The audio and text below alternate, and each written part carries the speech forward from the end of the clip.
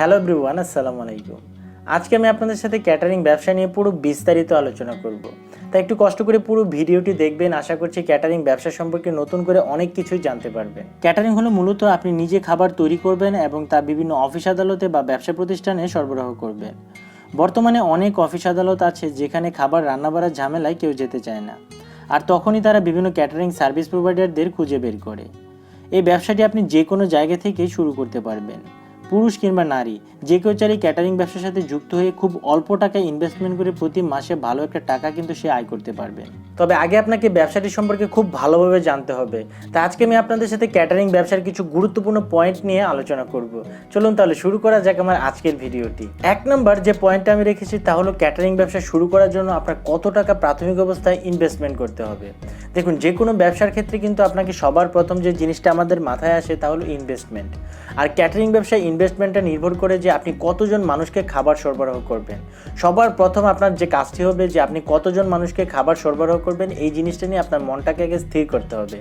আমি just normal একটি উদাহরণ দিয়ে আপনাদের বোঝাচ্ছি।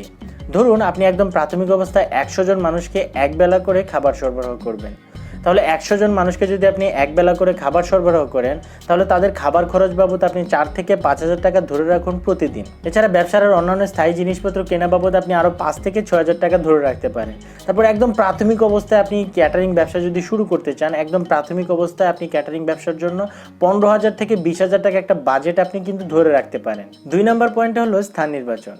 ক্যাটারিং ব্যবসায় স্থান নির্বাচন করার ক্ষেত্রে আপনাকে সবচেয়ে বেশি গুরুত্ব দিতে হবে। দেখুন, ক্যাটারিং ব্যবসাগুলো কিন্তু থানা পর্যায়ে বা জেলা পর্যায়ে এবং বিভাগীয় পর্যায়গুলোতে সবচেয়ে বেশি চলে, কারণ এইসব জায়গায় কিন্তু ব্যবসা প্রতিষ্ঠান, অফিস আদালত বলেন, যাই বলেন না কিন্তু সবচেয়ে বেশি। গ্রাম পর্যায়ে কিন্তু ক্যাটারিং ব্যবসা এত বেশি চলে না। শহর অঞ্চলে কিন্তু ক্যাটারিং ব্যবসা প্রচুর চাহিদা রয়েছে। আপনার যদি বাজেট একটু বেশি থাকে তাহলে আপনি বড় বড় অফিস আদালত বা ব্যবসা প্রতিষ্ঠানের পাশে কিন্তু ছোট্ট একটি দোকানঘর ভাড়া নিয়েও কিন্তু এই ক্যাটারিং ব্যবসা শুরু করতে পারেন। আর আপনার যদি বাজেট কম থাকে তাহলে আপনি নিজের বাড়িতে রান্না করে কিন্তু বিভিন্ন ব্যবসা প্রতিষ্ঠান বা বিভিন্ন বড় বড় অফিস আদালতে কিন্তু আপনি খাবার সরবরাহ করতে পারেন। 3 নম্বরে আমি যে পয়েন্টটা রেখেছি তা হলো খাবার মেনু। ক্যাটারিং ব্যবসায় হৃৎপিণ্ড যদি আমি বলতে চাই সেটা হলো খাবার মেনু। কারণ আপনার খাবারের মেনু যদি ভালো না হয়, আপনার খাবারের মান যদি ভালো না হয়, সেক্ষেত্রে আপনি ক্যাটারিং ব্যবসা করে কিন্তু খুব বেশি দূর এগিয়ে যেতে পারবেন না। আপনি আপনার খাবার মেনুটাকে এমনভাবে সাজাবেন যাতে করে আপনারও লাভ থাকে এবং আপনার কাস্টমারও খুশি থাকে। আমি জাস্ট নর্মাল একটি উদাহরণ দিয়ে আপনাদের বুঝিয়ে দিচ্ছি, কারণ আমি দেখেছি একজনকে এভাবে খাবার সার্ভ করতে। ধরুন আপনি সপ্তাহে 6 দিন কোনো জায়গায়, কোনো ব্যবসা প্রতিষ্ঠান বলুন অথবা কোনো অফিস আদালতে বলুন, সেখানে আপনি সপ্তাহে 6 দিন খাবার সার্ভ করেন। 6 দিনের ভিতর আপনি 2 দিন 2 দিন করে ভাগ করে নিন। প্রথম 2 দিন আপনি রাখতে পারেন মাছ, সবজি, ডাল। তারপর 2 দিন আপনি রাখতে পারেন বিভিন্ন ধরনের মুরগির মাংস। বিভিন্ন ধরনের বলতে আমি বোঝাতে চাচ্ছি ব্রয়লার মুরগি হতে পারে অথবা সোনালী মুরগি হতে পারে।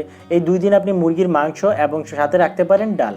বাকি একদিন রাখতে পারেন আপনি ডিম, সবজি, ডাল, এবং বাকি একদিন আপনি খিচুড়ি বা বিরিয়ানির আইটেমটা কিন্তু রাখতে পারেন।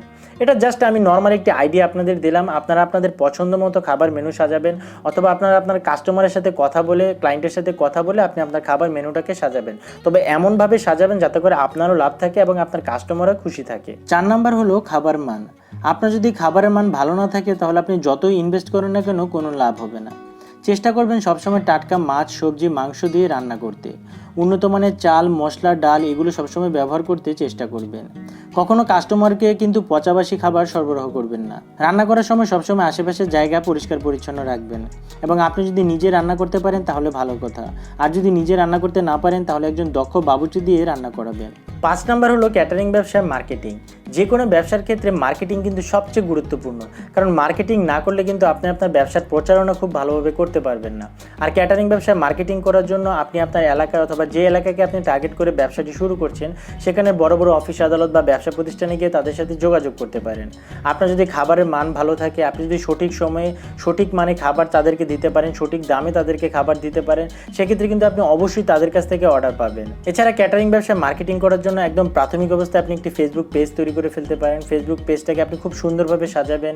আপনার খাবারের মেনু, কী কী খাবার আপনি দিচ্ছেন, আপনার খাবারের প্রাইসিং দিয়ে খুব সুন্দরভাবে পেজটাকে সাজাবেন। পেজটাকে সাজিয়ে আপনি ফেসবুক অ্যাডসের মাধ্যমে আপনার পেজটাকে প্রমোট করতে পারেন। এবং পাশাপাশি চেষ্টা করবেন একটি ছোট লিফলেট ছাপিয়ে ফেলতে। লিফলেটে আপনি সমস্ত ইনফরমেশন দিবেন, কী কী খাবার দিচ্ছেন, কোন জায়গাতে দিচ্ছেন, সমস্ত ইনফরমেশন আপনি দিবেন।